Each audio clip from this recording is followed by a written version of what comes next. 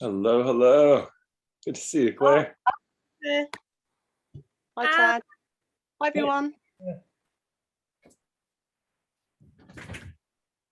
Well, we'll let everyone get settled in, but here we are for our point of view case study with Claire Mackinnon from England. And Claire was a part of my mentorship program that I ran for a number of years. And so I'm just very excited to share it. Claire's come up with some great maps and visuals that I think will be very inspiring for a lot of you. And of course, welcome to the folks who are new in the membership who've just joined, because you're in the Point of View 30-day program, speaking of which. And really good to have you here. Hope you're finding your way around. And if you ever need help, please just reach out to myself or Lauren Kaminsky, who's here to help out.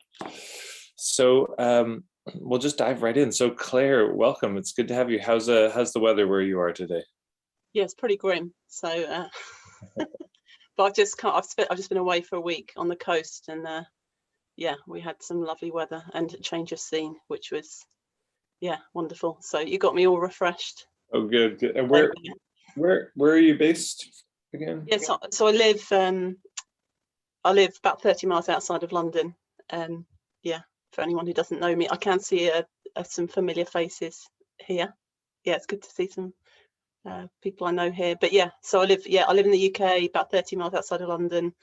Yeah, and as I share a bit of my story and that kind of thing. I used to spend a lot of time in London, but not so much anymore. Yeah. Okay. Well, Claire, why don't we start with you telling people what is it that you do before we get into the point of view? What is your work? What's the work that brought you to the mentorship program? Yes, so I'm a leadership coach and trainer, and I work with people who are midway through their careers usually. So I don't tend to work with the kind of top tier leaders in the kind of C-suite, but kind of mid-level leaders who feel uninspired and kind of all consumed by their life in corporate. And yeah, the work I do with them is to help them move through that and lead in a way that feels good for them and that they feel is doing good in the world. So that's what I do in a nutshell. Most of when I think about my business model, there's a bit of a mix going on. So the majority of my income comes from partnering organizations and working with their leaders. But one of the reasons that I wanted to work with Tad was that I really want to, I guess I want to help people be less dependent on what their organization is willing to provide, whether that be coaching or training. I guess I want to empower people to invest in themselves, because in a lot of cases when people are in that kind of midpoint in their career, they might not have access to kind of transformational coaching work. So part of the work I've done with Tad is to start speaking in a language and developing my point of view so it would really resonate with people who might be interested in doing that. Yeah. That's wonderful. And I'll just do a little screen share here so you can see Claire's homepage. Such a great headline. How do I progress in my career without it consuming me? Yeah. That's really good. This is what it looks like to distill it down.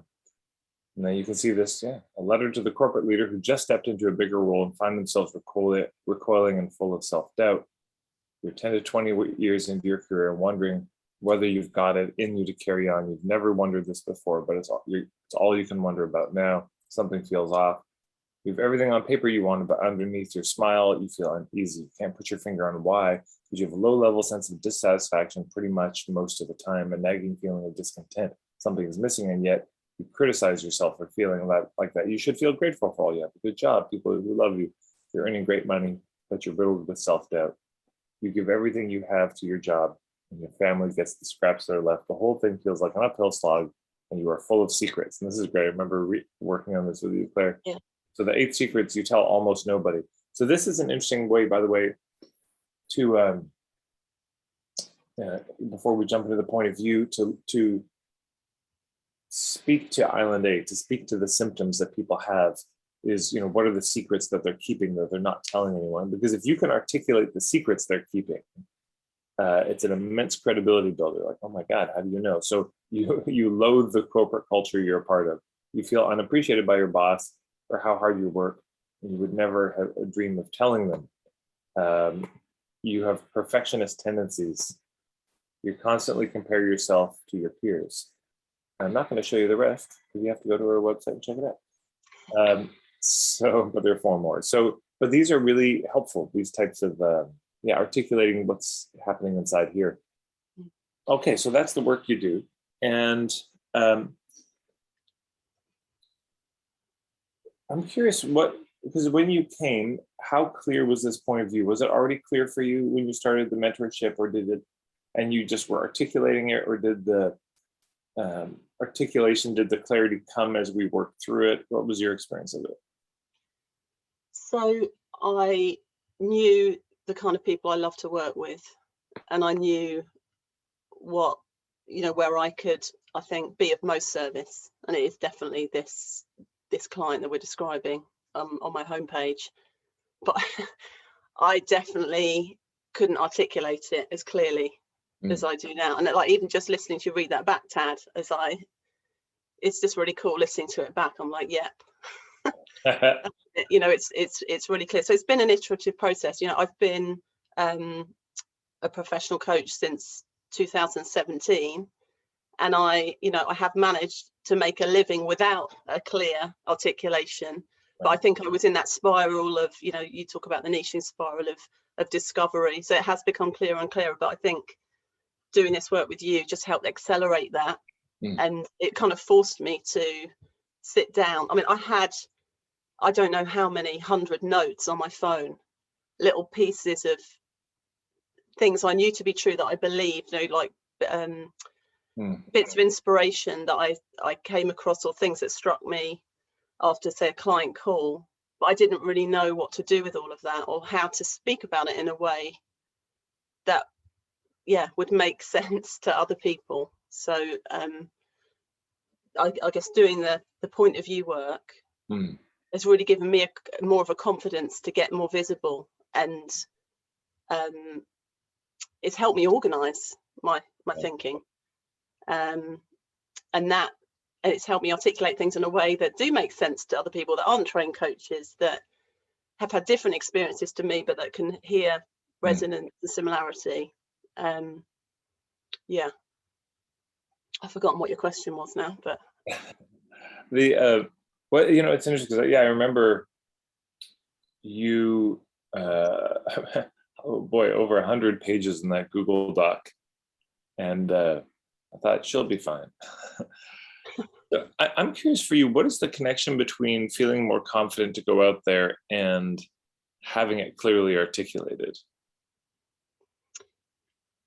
I mean, there was something that was holding me back from being more visible. And I guess the place where my people hang out is LinkedIn. So that's where I'm focusing my efforts. And I'm not saying I've got it sussed at all, but I don't know, it's like because I've done that work and I know how all the different pieces fit together, although the map and kind of the principles that underpin my work, and I've got this clear route in my mind. I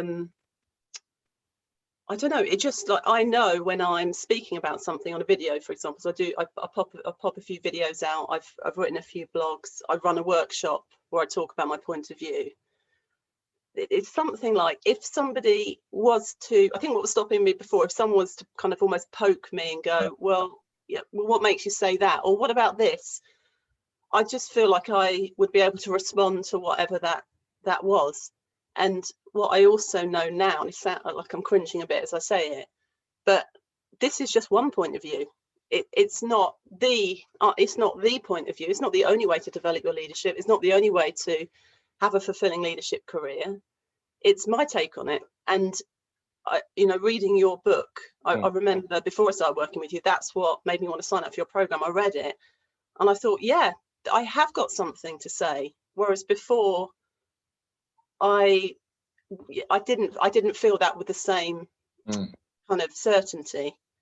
And I still have moments where, you know, the other kind of voices creep in and say, you know, have you really? But yeah, I have. that is the answer. And it's also giving myself the permission that this will keep on. It's an iterative process. So I'm writing my first book now, and even now it's evolving. You know, there's other layers and all that kind of stuff.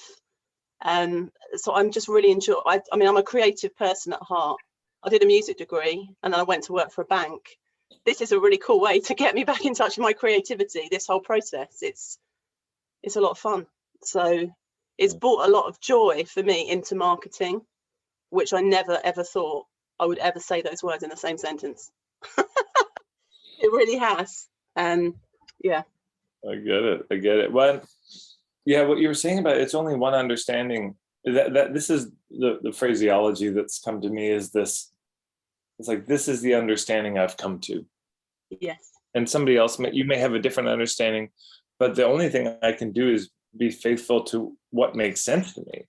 So if somebody's, you know, asking me, you know, well, yeah, is this are you saying this is the best way to market? No, I'm just saying this is what makes sense to me right now. This is the understanding I've come to, which I would just encourage for everyone to find some, whatever the phrasing is for you, but that's a healthy approach. I don't know if this is the truth with a capital T. It's a way that I've put the ideas together that seems to work. This seems to map onto the territory, and yes, and then if we can stay open, that's very good. And as Claire was saying too, she's working on the book, and now more ideas are coming. That's one of the things I say in the point of view marketing ebook is what you articulate articulates. And that has a double meaning to it, as the word articulate has a double meaning to it. One, the conventional understanding of articulation is they speak well. And this is often, I think, why we hide is, I'm not going to speak good. I'm going to get in front of people. I'm going to, you know, so we won't be articulate. But articulate also means joints etymologically. How joints fit and hang and move together, as in the points of articulation on a marionette or something. So what we articulate articulates. So it means as we get more articulated in our thinking, which is the whole point of view work, as you start to map it out, come up with the principles and doodle it out, it gets clear in your head, which means you will be able to speak more lucidly and clearly about it, more articulately about it. But also, what you articulate articulates. You can speak your way towards the clarity. The more you speak about it, the more you write about it. I suppose there's two places people can get stuck with point of view. One is, yeah, you talk about it, you make notes, but you never organize them. And the other is you just stay in your head trying to figure the whole thing out. But it actually gets figured out through conversations with people and through conversations with a paper, you know, and trying to give words to it. And as you do, a whole new level came, which was certainly true for the point of view book. There was some of the core content in that book did not exist when I started writing the book. Yeah. So Claire, let's just pass it over to you. Take it away. You've been made an admin, so you can screen share. So why don't you walk us through some of the those maps that you've come up with? Yeah, sure. Okay.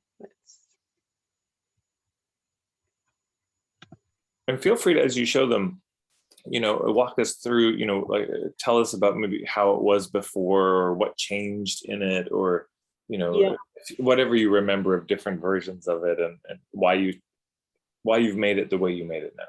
Sure. This map here, I'll start with this because I use this to help people kind of locate themselves. But I actually came up with this really recently. I created this after I created everything else. And it's, as you can see, it's really simple. I think one of the things I will say about all my maps is like they're visually very simple. You know, the people that I am working with are working in corporate, so they've got that kind of feel. But this is just what I use to help people locate where they are right now. I use this in calls where people are interested in working with me. So often I'll pull this up on the screen and we talk about where they might see themselves. So I guess the clients that I love to work with the most are in that bottom left-hand box. So, and this is where I was for a lot of my career, which probably doesn't surprise you. But this, yeah, this combination of doing work that feels pretty meaningless and actually an inherent sense of not being good enough, and that manifests in different ways. But that's, I guess that would be my ideal client, and the words that Tad shared on my homepage kind of speak to people who are in that space. And I'm not going to read it all out. You can see it there. The other, where I often get people coming to work with me, as well as the people who have moved into roles that they think are it for them. So they're feeling pretty fulfilled in terms of the kind of work they're doing, but they're still, once they get there, there's still this sense of something being off. So the bottom right hand box, you know, I can't see what it's saying because the tiles are over. Yeah, I believe what I'm doing finally. So why does it still feel so hard? And I spent 12 years in financial services, and I made the move to non-profit at that point to be HR director for a much smaller company, had loads of autonomy, a shorter commute. It had all the it ticked all the boxes.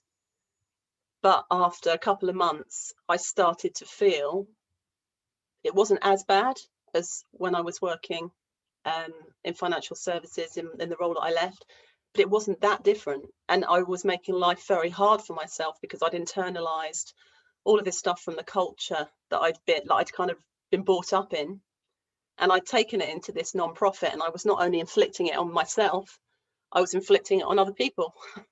So and that's because I hadn't started to do the inner work that I'll talk about in a second, that I work with people on. And I guess where I'm helping people move to through my work is to the island B, if you like, using Tad's language, which is the top right hand box. Work is a source of joy in my life. It feels meaningful. Yeah, and I know I'm making a valuable contribution through my leadership. And I guess what sits at the heart of my point of view is that this is about doing the inner work on ourselves first, so that we have this ease in ourselves, and I describe it as an ease in our own skin, so that we're not having to prove anything. So this, I've used this a few times. It's like I said, it's quite new. I've used this a few times in calls with people who are interested in working with me, and people seem to really like it. They are able to say, oh yeah, I think I hover between these two boxes, but it just helps them make sense of where they are. Amazing.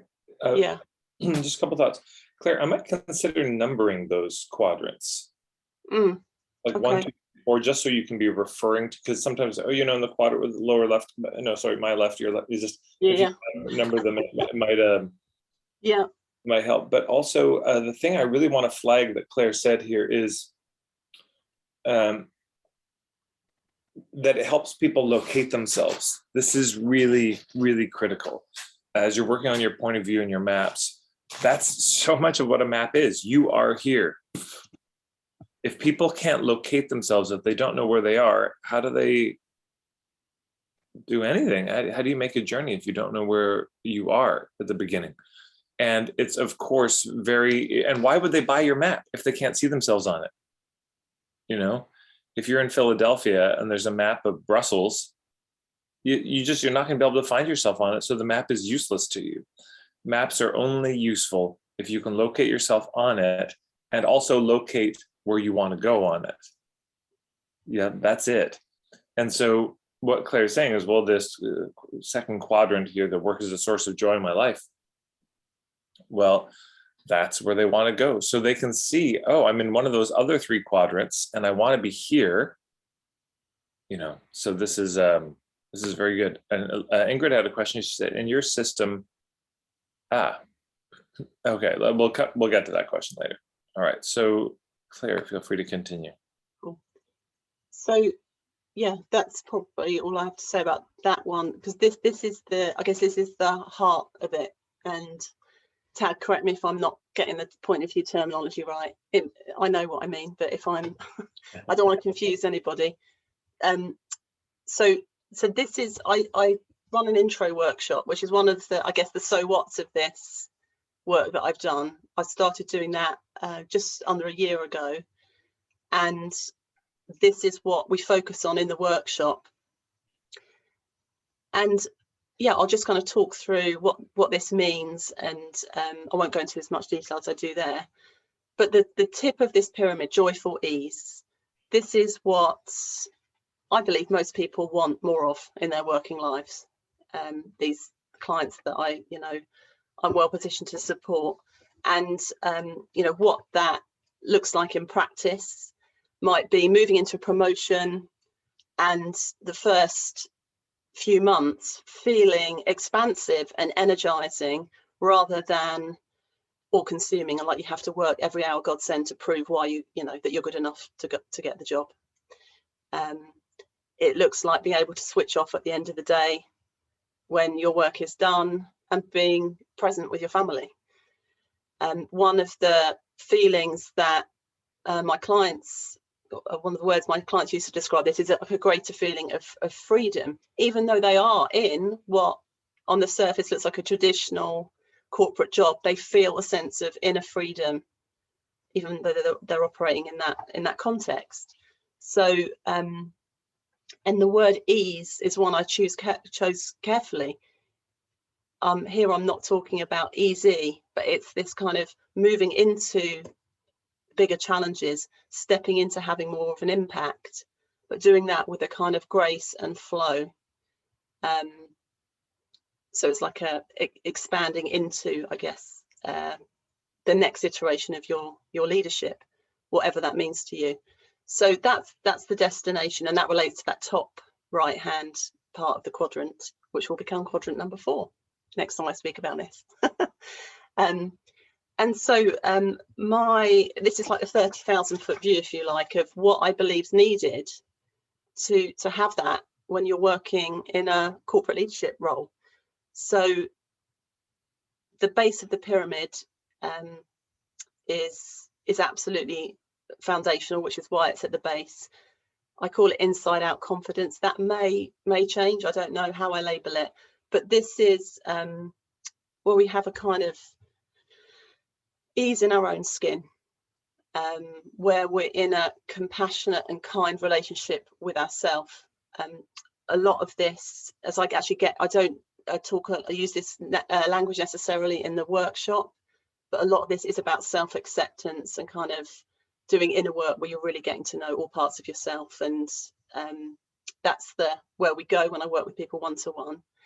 And I'll show you some of the metaphors I use when I'm talking about this later, but it's that kind of inside out confidence. Tad, I think the language you use, you talk about posturing versus what's the one posturing, collapsing, and then in the middle, composure. So that sits at the base. And then the second piece, if you like, is work that has meaning for you. And I think a trap that a lot of people fall into in corporate is that they end up following a career path because other people are, they just kind of follow the most obvious career path, or the one they think they should follow. Often these things are actually tracked out by the organization and people are moved through them. And one day they can look at where they are and think, oh, I've had the ladder up against the wrong wall. This isn't feeling right for me. So this is about exploring big, expansive questions that get people really thinking about, what is it I want to be sitting on my rocking chair when I'm 90 and saying about the work that I did in the world? What is it that I want that to be? And one of the things I talk about in the workshop is the connection between the different parts of the pyramid. So I think it's really important to do the work at the base of the pyramid before or in tandem with that work on what's meaningful work to you, because if we don't, we can end up making fear-led decisions, of course. In my workshop at the base of the pyramid, I talk about this metaphor of it's like we've got an inner leadership team sitting within us, lots of different voices, and they can the survival-based voices can dictate our experience of work. So if you have people-pleasing tendencies, so I use I use quite a playful metaphor. If you have like an inner CEO of pleasing who's very loud, you can end up making decisions in your career that you're making just to make other people happy. If you have a very loud inner CEO of perfection, so if you have these perfectionist tendencies, that can drive you to work in ways that aren't sustainable.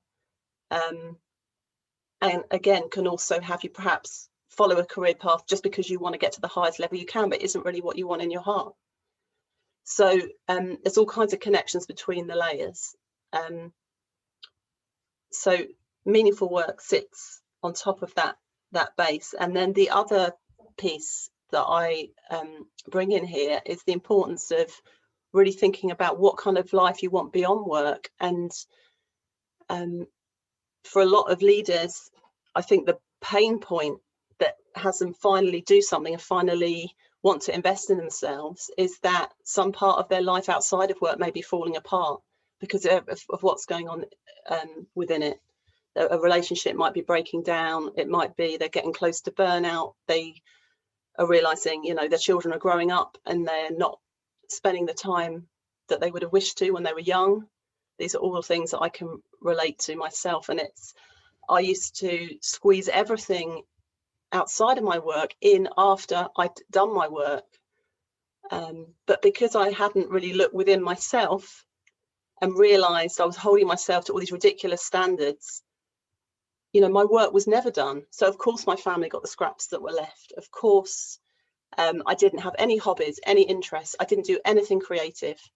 I used to play 3 instruments, and my violin was in a box under my bed for pretty much 20 years.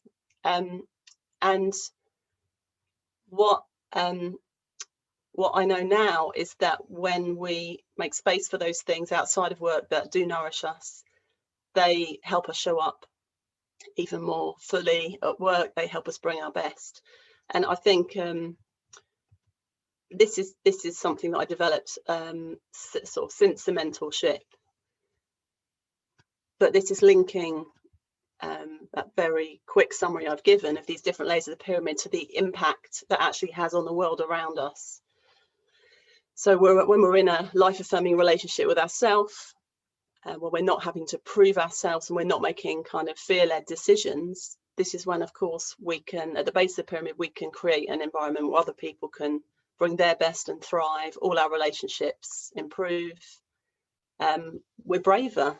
I mean, one of the things I regret and wish I could have done differently when I was inside organisations is I wish I had spoken up more. I wish I had tried to change some of the cultures I was part of instead of being complicit in them. But I wasn't equipped to do that. I didn't have the courage at that time. So I feel really passionate about helping people realise that they can do that, how they can do that in the environments they're in, and start to change things.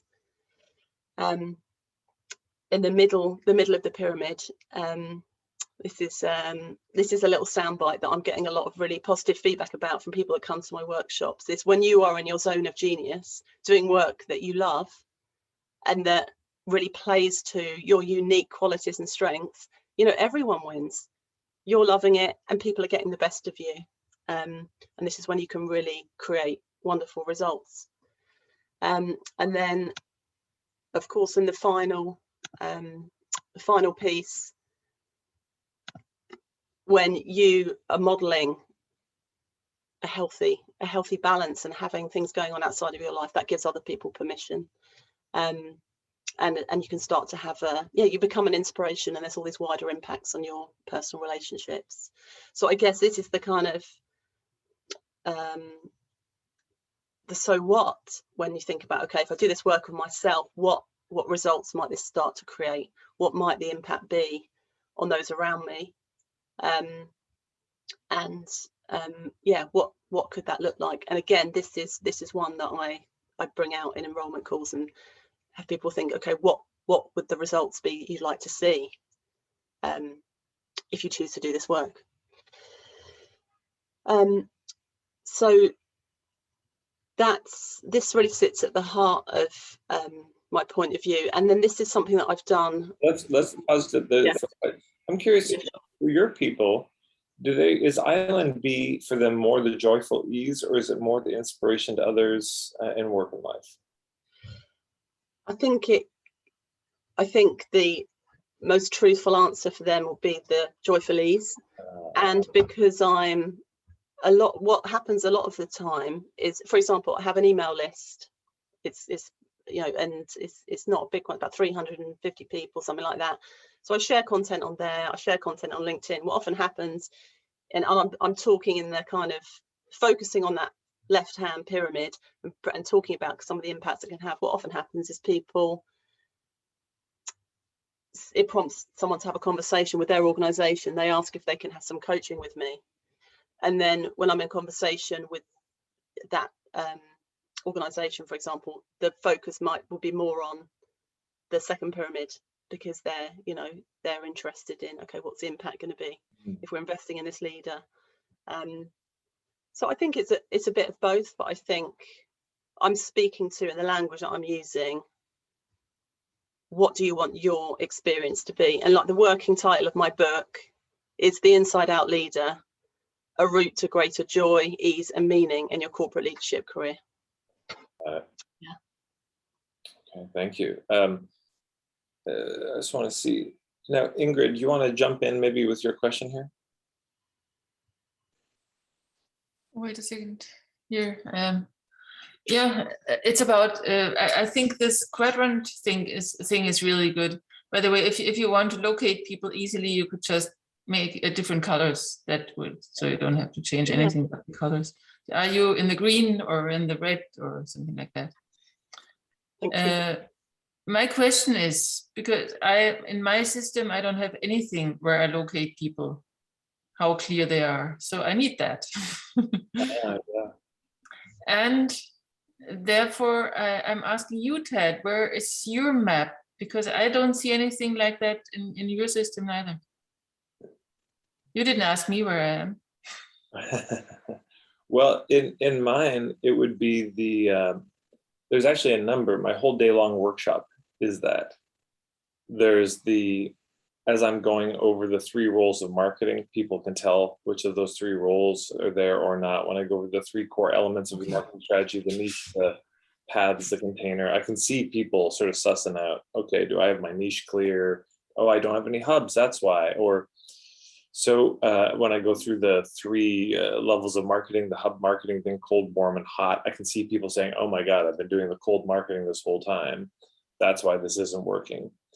So there's not a single one meta thing that I have, but I know throughout the day, or the posture and collapsing composure piece.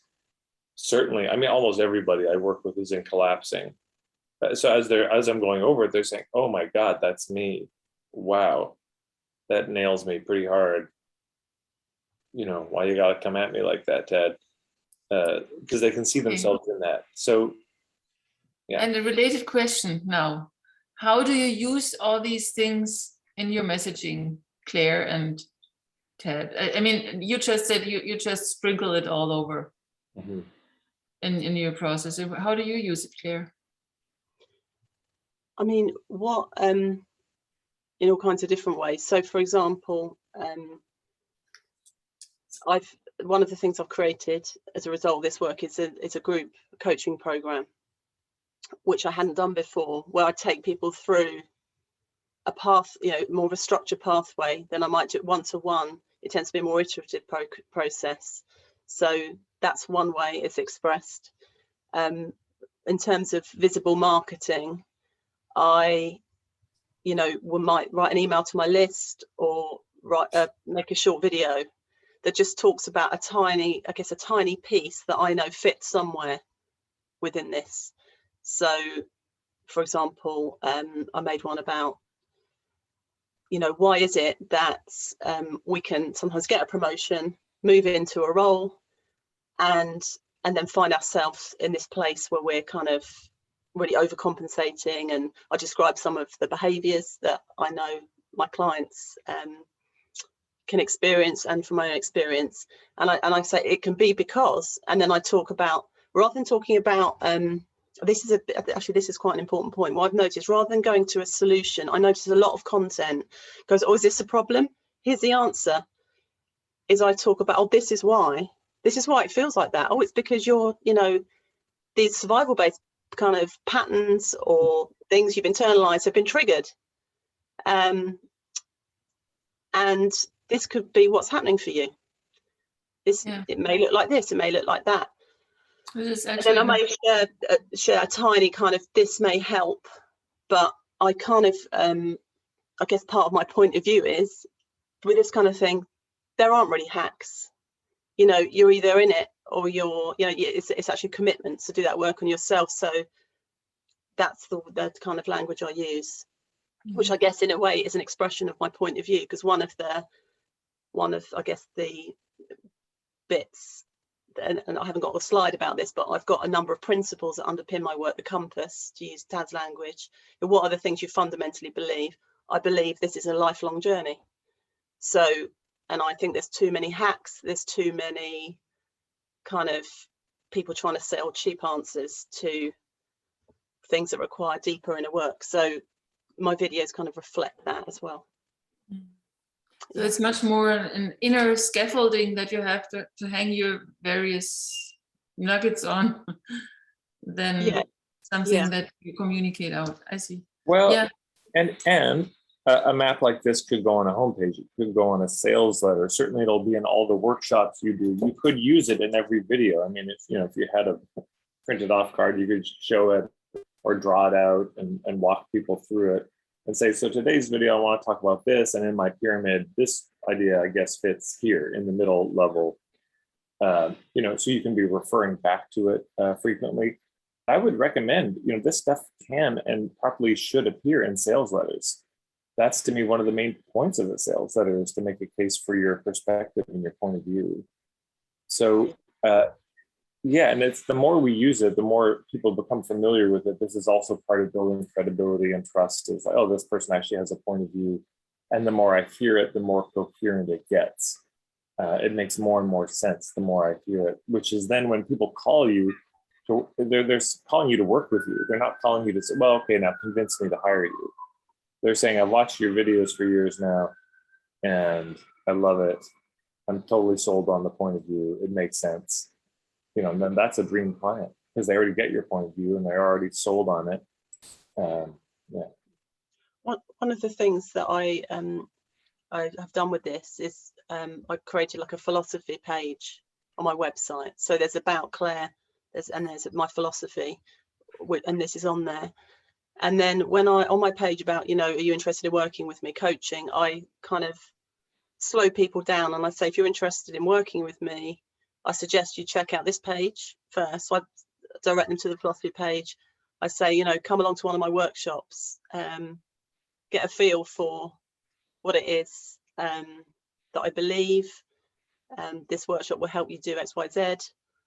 So I want them to look at that before they even consider booking a call with me. Yeah. What is your website? Is it ClaireMackinnon.com? Yes. Yeah. Okay. So it's like it's a filter.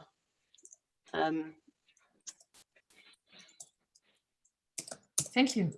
Yeah. Let's put this in the chat for everyone here. Check it out. Yeah, ClaireMackinnon.com. And so this is the philosophy page, as you can see. So just walking them through the pyramid as she's doing for us now. The other thing I really want to flag that Claire said, I've never thought of this before, Claire, this is so brilliant, is when people say, oh, I'm struggling with this problem, right? The impulse is to solve it. The impulse is to fix it. The impulse is to often, if we're doing a call with somebody, well, here's everything you need to do.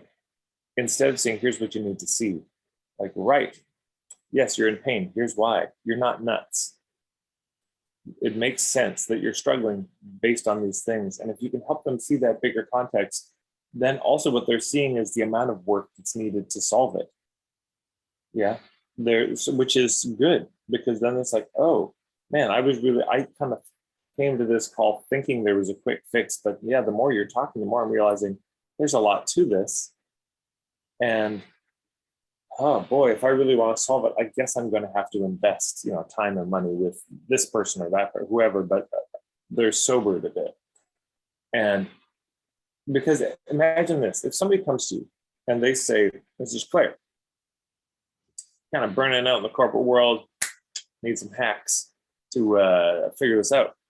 And Claire says, okay, how much do you charge for your coaching, Claire?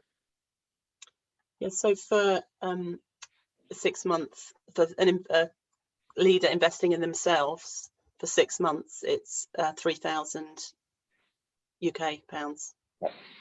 Right. So like, Claire, want some hacks.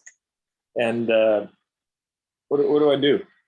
And she says, well, if you're really serious about it, I've got this coaching, one-on-one coaching is 3,000 pounds. Whoa, 3,000 pounds. Whoa, that's a lot. I live in Canada. That's a bunch of money. And you got anything cheaper? Come on, what's the deal? Just give me the nugget. You see what it's like? It seems outrageous. It's like, I'm just looking for a few quick tips that I should be able to find on a BuzzFeed article, and you want to charge me 3,000 pounds for that? That's insane. How selfish could you be, Claire? My God, what a money hungry, entrepreneur. Down with capitalism and stick it to the man. That's how it feels. But if it's like, well, I'd love to help, and yeah, you're burned out, it makes sense. Here's why. Let's talk about the bigger context of this. Then when you say 3,000 pounds, and when people are like, I can see that that's well worth it to get help with all of those different elements for only 3,000 pounds. Oh my gosh. So you're recontextualizing it. And again, it's whether they work with Claire or not. This is also the blessing of point of view marketing, is whether or not they work with Claire, they're better off in their life for knowing that context. In this way, the marketing itself is of service. It's actually helping people, because the marketing is saying, here's a perspective, as opposed to here's a product. Of course, there's a product too, but yeah. So I just wanted to highlight that. So Claire, there's, I think you have another map coming. Yes, it's, oh yeah, I'm sharing, aren't I? Okay. So, oh yeah. All right. Yeah, so this is something that I've done quite recently. I think it's really important to acknowledge the fact that doing this work on yourself, kind of diving deep and putting all these pieces in place, is easier in some environments than others. So a reality that a lot of the individual leaders I work with are facing, even though their organization might be paying for them to have coaching with me, is that they are working in toxic environments. They may be dealing with some or all of these kind of things that are in the circle around the pyramid in this one. And I guess what I really believe in is that as a coach, I think it's a complete bypass to not acknowledge some of that. And it's interesting because I was trained in a coaching school where actually, it's really focusing on the person, and it's about empowering the person. Okay, what are you, what is it you choose to do now? How do you choose to see this? Which of course is also central to my work. But if you are in a meeting, say, for example, this is one of my experiences, being the only woman in a meeting, and I was spoken over repeatedly, I was treated differently in certain situations because of my gender. That was a reality, but there was no one that I could say, like, this is happening, what do I do? So I just kind of went even more into collapse and protecting myself, and I just shut up and took it. But I think if I'd had someone I could say, look, this is what I'm experiencing. Am I crazy? Is this happening? And had someone to say, well, it sounds like it is happening. And what are you going to do about this experience you're having? What do you choose to do? So it's both.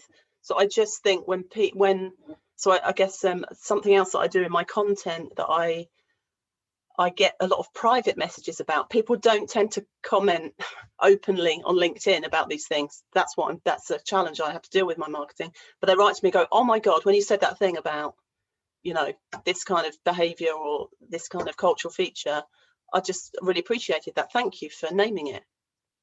I think people feel seen, and that in itself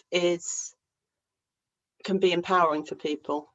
So in the book that I'm writing, something I am doing in every chapter is I'm acknowledging some of the systemic bullshit that people have to deal with before I go on to, okay, if this is the water you're swimming in, what can you do? So that's the kind of when it feels hard. And then, you know, some people, it might be, you know, you have all these wonderful things happening in the culture that can make it easier to make the journey. But I just like to kind of almost draw the contrast between the two and highlight that, yeah, some of the other things are happening, and it isn't all down to you. This is brilliant, Claire. This is so good. And it's very trustworthy, because if you miss that institutional, societal, cultural part of it, people, well, some people who are desperate and don't know better will say, okay, you're right, it's just me, but it won't work. And so, I mean, you might get them to sign up for your coaching program in the short term, but eventually it falls apart because it's not a good map. Why? Because it's missing all the context. So, and maybe somebody will just keep paying you for the rest of their life because they don't see how you're gaslighting them. I suppose that could happen too, but there's your karma, you know, who needs that?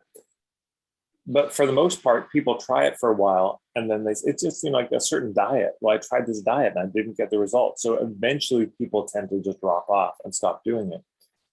And they're certainly not going to recommend it to their friends.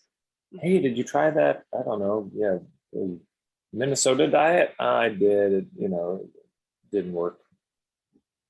And that's the word of mouth from it. Versus, yeah, did you try that Minnesota diet? Oh my God, it was the greatest. I totally, you know, felt so healthy. My belly felt, you know, no pain for the first time, and whatever it is.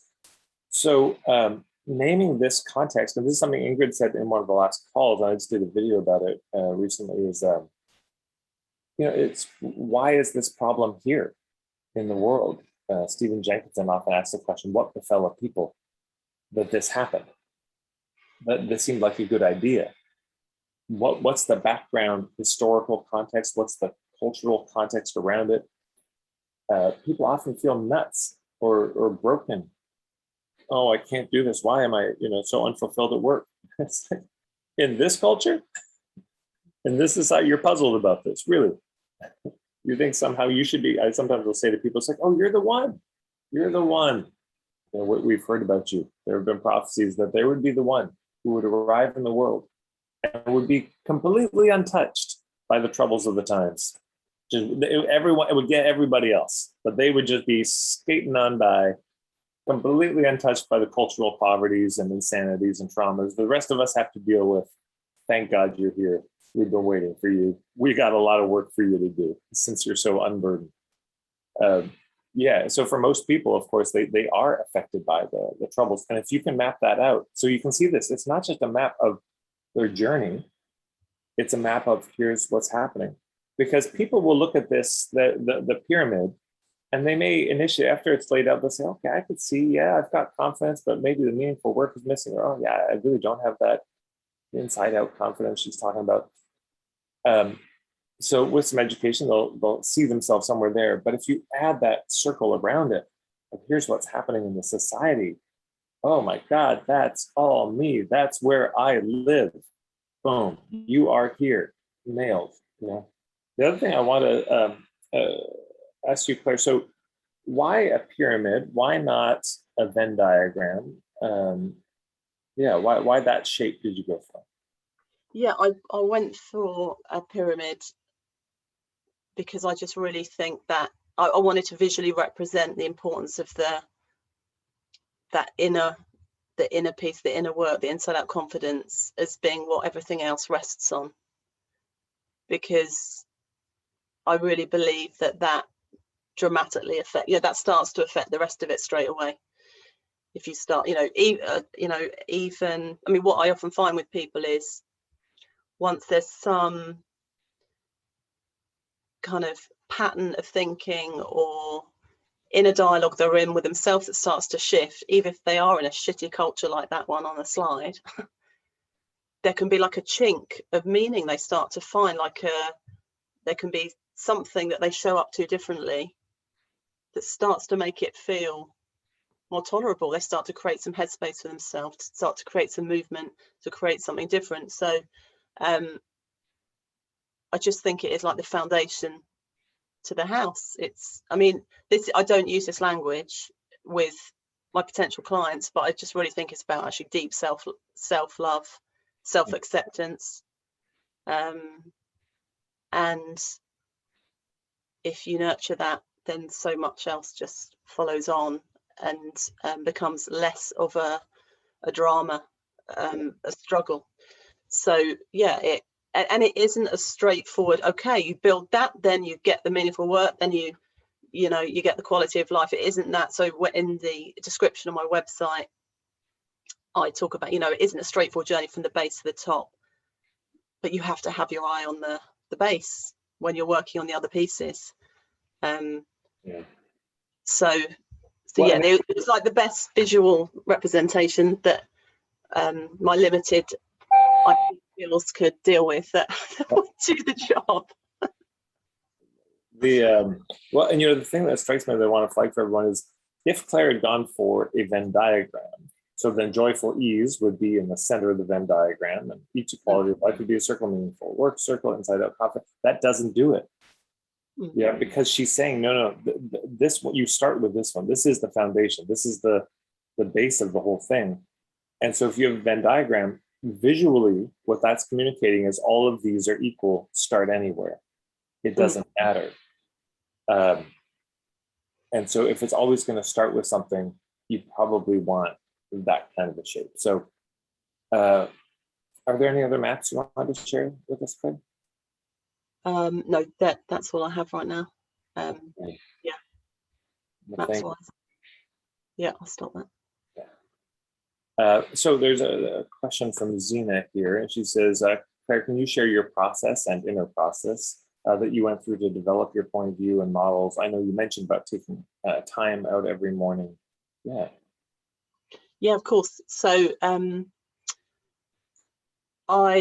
so the process that I use, I got really clear on my niche first. So I did the work on, Tad, you're still calling it Big Circle? Yeah. So I joined the program. I said to Tad in my first one-to-one, I want to get straight into point of view. I'm so excited. I want to do point. And he's like, whoa. Get clear on your niche first in your articulation of it. You might be clear in your head, but it's not clear on your website. So that took a good couple of months to really dig into that and get the articulation of that. And yeah, if you want to refer back to my homepage, like the whole kind of speaking to the client, the secrets. But I used Tad's work, whatever the workbook is you have on that, to do that work. I watched all the videos to help me understand that. And then once I had that, I used the point of view workbook and I literally systematically worked through each question. I watched the videos that Tad recommended at the start. I made some notes on those. And I just basically chiseled out like an hour, sometimes 2 hours a day before I did anything else. I used to get up early before my kids got up. It was last summer that I started this and just, switched everything off and just sat it was kind of like writing a book, really. Just showed up, and even if I didn't feel like it, just to get it out. And then I knew that I had notes on my phone. So once I kind of answered the questions, I went back through all the scraps of paper and notes that I had and thought, okay, where do these fit?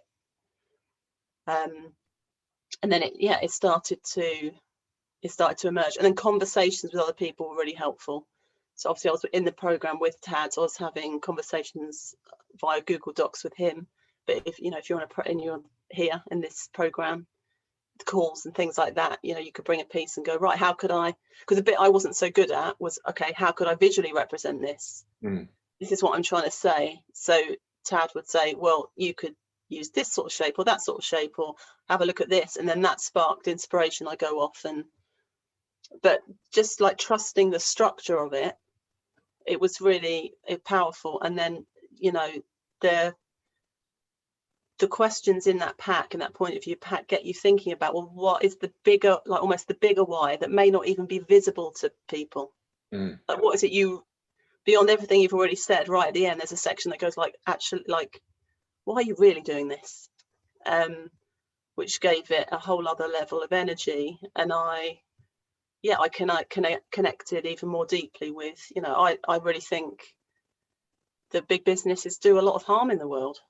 And yet here I am working with them. Why am I doing it? You know, like, what, how can I be of some, you know, what is the fit here? And I think one part of the thing that had been holding me back from being visible was that I felt a dissonance. But I've realized that, of course, you know, I think earlier in my coaching career, I wanted to break away from corporate, go and, you know, get into women's empowerment and do work with dancing and all this kind of stuff. And I realized, no, the reason I've been through all this grief myself for the last 20 years, and the reason I've experienced all these things in corporate, is because I'm here to serve those people who are in that system right now. And I want to help them change it from the inside. And I'm a tiny, teeny cog in this huge machine, but I can make a difference. And I don't know, it might be in 10 years time I am doing different work, but it's like right now, this is where, and I think part of I didn't expect the point of view work to help me really land with both feet firm and just understand and accept, no, this is what I'm here to do right now at this time. So yeah, there was a deeper part of the process as well. Thank you. Thanks for asking, Zena. You're not a cog in a machine. You're a wooden shoe being thrown into the gears from time to time, sticking it to the man via their employees. Yeah, that's very clear to me. First of all, Claire, wow, I didn't realize how many hours you were putting in. I mean, it's clear 100 pages in your point of view document. So props to you on that. Here's something also that strikes me is the process I did, or that I laid out, worked. Yeah, it helped Claire to get there. You know, that document, I've kept refining it over time, and all of you are in the point of view program. You have the most, you know, recent version of it. It's so Claire put in the time. This is the important thing.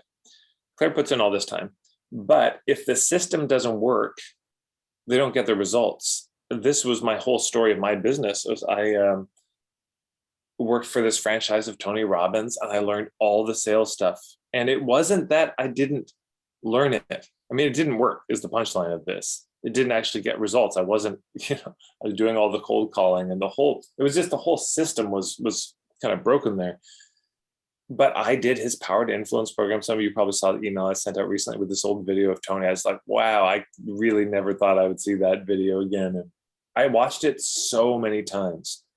And I feel like I knew that material better than certainly anyone in the Edmonton franchise. I mean, if people had questions I could answer, you know.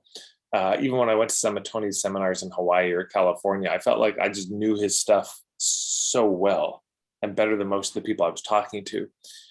And I listened to all the audio tapes on sales stuff, and I applied it, and it just didn't fucking work. It felt terrible, and it didn't work. So this is trouble long term, because short term you can say, aha, well, the reason it didn't work is because what you need is in my advanced program. That's the real thing. You know, you can play that game for a while, but eventually people get wise to it. Eventually people just burn out, and then you've got this really shitty word of mouth of people saying, yeah, I spent $30,000. I mean, I can't even tell you how many people have come up to me in workshops saying, Ted, I wish I discovered your stuff 10 years ago, or I spent 10 grand on a coaching program that I never used. I can't tell you how many times I've heard that. And, you know, so I had my own experience with that. I wish I didn't have to spend all those years and all the money I spent on marketing before I discovered the people that shifted things for me, like Ari Galper, Mark Silver, George Cow, or, found these colleagues. And it took me a long time to develop my own perspective. I really wish I'd been able to find what I have now back then. I wish, when I was 18 working at this, somebody could have come to me and said, Tad, cold calling is nuts. What are you doing? And sat down with that whole franchise and said, let's look at a completely different way of marketing, and brought this. Oh my God, it would have been such a mercy to all involved. And most of all, the people I was cold calling. Poor bastards. Having to put up with an 18-year-old fundamentalist, who's just convinced that this program is, oh my God. So anyways, I'm just commiserating now, but are there any other questions for Claire or myself about point of view marketing? While you're coming up with those, I have to give, of course, immense thanks to Kalita Malouf, who's on this call, because without Kalita, Claire wouldn't be in the program, and without the program, Claire wouldn't have this point of view. So the fact that this point of view is out there and so lucid is really down to Kalita, who has an amazing business, showgirlawakening.com. It does a burlesque. It's a transformation using this medium of burlesque. Who would have thought? Who would have thought you could do such a thing? Not me, before I met her. And so they knew each other. Claire and Kalita knew each other, and then through Kalita, Claire found me. So there you go. There's this word of mouth. Kalita had a good experience working with me, and then so word of mouth is this is the aim. But where does word of mouth come from? Word of mouth comes from people who have really good experiences, meaning they get results. It's helpful for them. But how do we make sure consistently that people get helpful results? By having a clear point of view. And I'm going to butt in there and say it was Kalita's. I read Kalita's point of view on her website. I watched a video. She lives in San Francisco. I live near London, and it was so compelling to me. 2 weeks later, I was on a plane to join one of her retreats, and I just remember it just spoke to me in a way no other marketing had ever spoken to me before. So it's kind of point of view that created that opportunity, and word of mouth then about Tad. And also Phil, who's on the call. Phil took the photos that appear on my website. So that picture of me, that's Phil does amazing work with photography and helping entrepreneurs connect with their story. So Phil has also been part of when I wrote my bio, which appears on the website. That was, I don't know if you know this, Tad, but it came very easily because I'd done some of that work with Phil already. So wonderful. I have lots of my teachers here on this. You're all in the top row actually on my screen. It's Tad, Phil, and Kalita all sitting there. Oh, that's good. But we all need some help. We all need some help, which is good to remember, by the way. It's good for us to notice how much help we need, with our own struggles, and eventually we get humble enough that we stop trying to be completely self-sufficient and we ask for help, and but that's good to remember, because sometimes we feel so guilty selling or putting things out there to other people, but it's like they need help too. They're just like us. They're just messily stumbling humans who need help, and we're just offering it. And so if we can have that place of like, right, people need help, that's a human thing to need, nothing wrong with that, and I'm not here to push it, I'm just sharing this, and I'm sharing my point of view, I'm sharing a perspective, I'm saying, look, I get it, you're in a bad way right now, and here's my take on why you're there. And of course, if you like my take on it, of course my treatment, my solution will be steeped in that understanding. So if you resonate with that understanding and you want more of that, or hand holding, here's where you get it. It's a very different style than somebody says, I have a problem, and the immediate response is, wow, that sounds terrible. What is that costing you in your life? Tell me what you want. Oh, that sounds amazing. Wouldn't that be great to have? But you're still stuck in this shitty problem. Doesn't it really hurt? I mean, think about what your life will be like in 10 years if you, oh God, it's even hard to say that stuff. But functionally, that's what a lot of the marketing is doing and sales tactics are doing. So instead of that, it's saying it's the empathy, context, and guidance. Yeah. you're saying, oh, that sounds terrible. I'm sorry to hear. Yeah, and as Claire said, here's my sense of what's going on. You're not nuts. There is a reason this is ongoing for you. Here's what's happening. And yeah, my guidance, here's some next steps. And yeah, if you'd like, here's how I could help, but no pressure, you know. It's such a different way of relating to the marketing. It feels so much better for everybody. So yeah. Cleta saying, I know, even me just saying those things, that form of marketing, it's boy, takes me back to a dark place. Robin was saying, it took me 10 years to finally sign up with TAD, which I've just done after reading on and off because the word hippie didn't work for me and the word marketing made me skittish. Yeah. Oh man, I went to Black Diamond, Alberta. Yeah, Robin, you are not alone in that. I went to Black Diamond, Alberta, which is is redneck. You know, they got the Chuck Wagon restaurant, and nobody there is vegetarian. I'll tell you that. And I'm showing up with this marketing for hippies workshop, and there were absolutely people just nope. but I went to Tad's workshop. It's really great. Nope. So it's fine. But yeah, eventually some of those people, you know, did come because somebody local suggested, and then yeah, word of mouth spreads, and then they tease me about being a hippie, and I tease them about being a redneck when life is good, you know. And yeah, but you know, hippies like to party, rednecks like to party, hippies like good food, rednecks like good food. There's a lot in common, actually. Both like bluegrass music, so yeah. Okay, any other questions? Comments? All right, Robin's an internal hippie. Busted. There she is. Yeah. Okay, well then let us begin to wrap it up. Claire, thank you so much for being willing to take the time, you know, over an hour to just share what you've come up with us and share some of your process. Hopefully this was helpful for people. And maybe I'd love to just open it up, some quick share. What was most useful for everyone? What was most helpful for you? Was there a nugget, an aha moment? You could type it, you could unmute yourself. Was there something that you're taking from this as a kind of inspiration or piece of clarity that maybe you didn't have before this call? And to hear the quadrants, right? Yeah. And Ingrid, I'm curious, what is it about the quadrants that is new for you? Or right, Robin saying take the time. Yeah, amen. Yeah, Ingrid. What's new for me is that I don't have it. Oh, cool. And I didn't think about that. This identify where they are could be relevant for me. I mean, it's kind of the pain point stuff. Yeah. And I do use this, but I never did kind of a scale. But it does work for me. I can say, so I have this three-part image, and I can say either this can be off or this or this. So I got an idea how to use it in my framework. Oh, yeah. That's great. Very cool. Yeah, and people are saying, what else people are saying here? Yeah, seeing the presentation, having both you and Claire walk through it. Right, good. Khalid is saying, reminding me of a quadrant I was playing with in the past and want to revive potential emergent quadrant model. Very cool.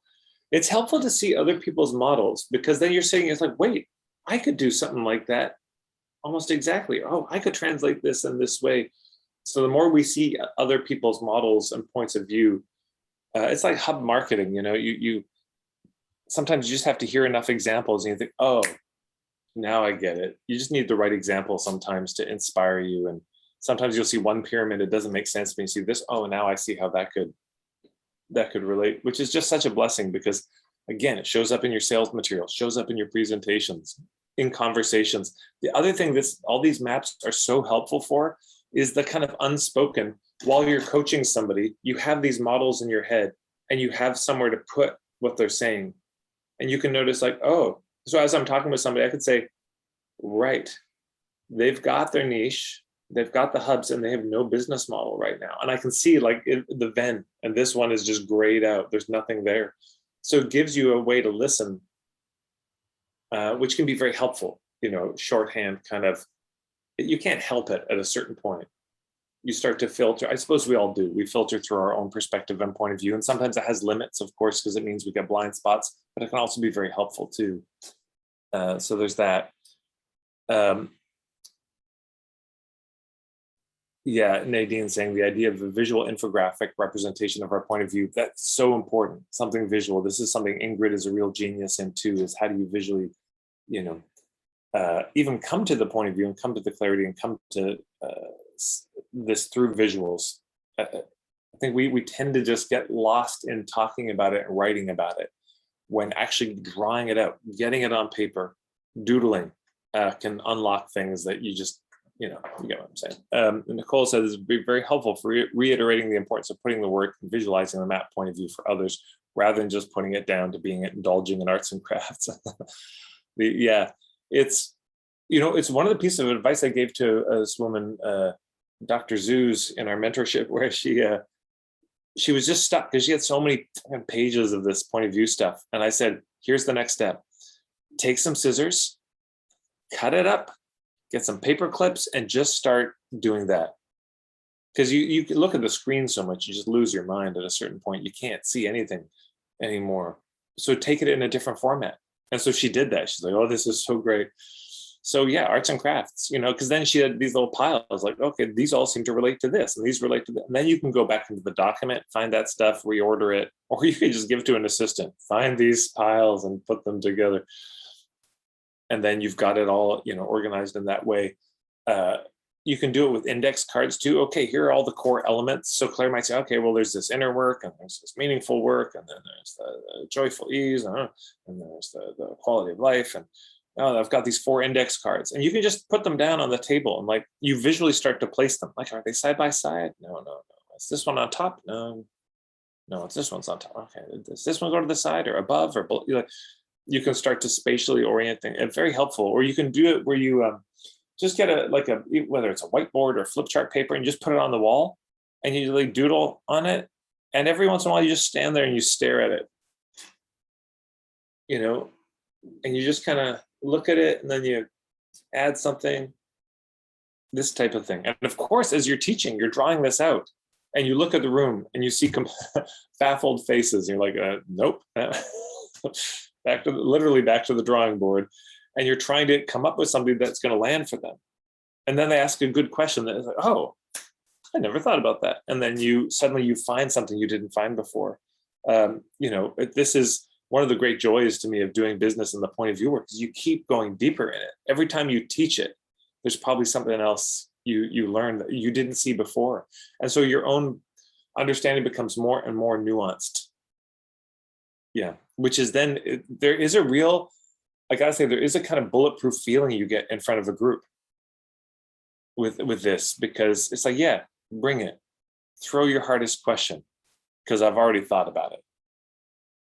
I have a thought or an answer there.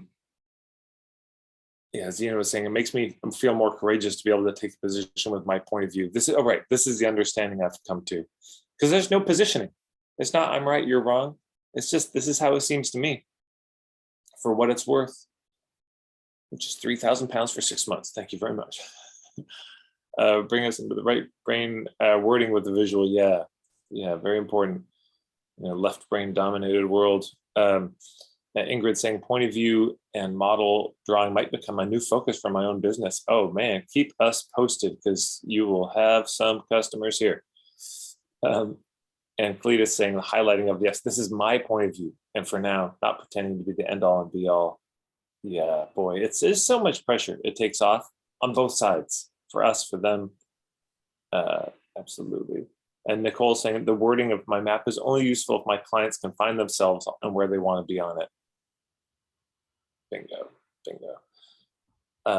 Claire saying, I realized I could use my visuals even more. Yeah. Oh man, it's amazing that we put all this work and then it just sits, it goes under the bed in a box. It's like, shit, this is really useful.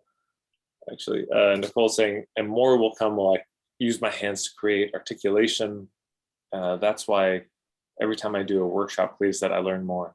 Yeah, these things happen in conversation. So Wonderful, everyone. Well, thank you so much for reflecting back what you got. Of course, we have our summer of support call, starts in 15 minutes, so you're welcome to join that. The point of view marketing, yes, you're still welcome to join. If you're in the membership, I mean, just come to whatever you want to come to, I guess. And your friends outside of the membership are welcome to join until, is the call Tuesday or Wednesday? I don't know. Wednesday. So until, basically, as long as they can catch up before the call, great, they can join. But after the call tomorrow, the door is closed to anyone on the outside. But you're welcome to come. And so this Wednesday, we're going to be delving into the compass. So we didn't really talk about that today with Claire. We're looking at the visuals, but we're going to be looking at how do you articulate the core principles, the core ideas of your work, which I'm very excited about. And then, of course, we've got a call on Friday. And then there's some other, if you go to the events tab in the membership, I think we're doing a call with Will this week as well on the Helper's Paradox. I think that's this week. Are we also doing the thing with, oh man, we're also doing the how to get booked on podcasts with Mikey Tsang. That's happening on Thursday. So if you've been curious about, well, of course, there'll be a recording available, but if you want to be there live to ask questions, because you're thinking, oh, I'd like to get booked on podcasts. Oh, let me end with this. This is one of the biggest reasons to get clear on your point of view. Do you want to be interviewed on podcasts? I tell you what, you either got to have some real unique niche that they never heard of before, or a unique perspective, a unique point of view, a unique take on things, and something compelling to say. Why would they interview you if you don't have anything compelling to say? So all this work on the point of view, when it comes to getting booked on a podcast, because this is basically how it goes. They say, okay, well, you help people with this. Like, yeah, our listeners would be interested. Well, yeah, what's your take on that? Is basically what they want to know. Well, here's my spin on it. Oh, that's contrarian, or that's interesting, or, oh, that aligns with what we have to say. Oh, I like that. But if it's, well, my take, I do have an opinion. It's on scrap. Hold on one sec. I got there's this bit here. And then I wrote something on a shell I got at the beach. And then, oh, there's something on the back of this receipt. Just give me a second. Okay, now, what the hell? It's funny you can't even read your own writing. What do I even mean by that? No, funny you can write. They don't have time for this. They want to hear the boom. Here's my take on it, distilled down. And so anyways, that's happening Thursday. Podcast, there's more and more of them all the time. It's a really good way to market yourself as a service provider. It might just be, I think, one of the easiest, anyways, so that's all coming up. But we'll see those of you who can make it in about 12 minutes, and see you later. Thanks for coming. Thank you again, Claire. Welcome. Bye, everyone.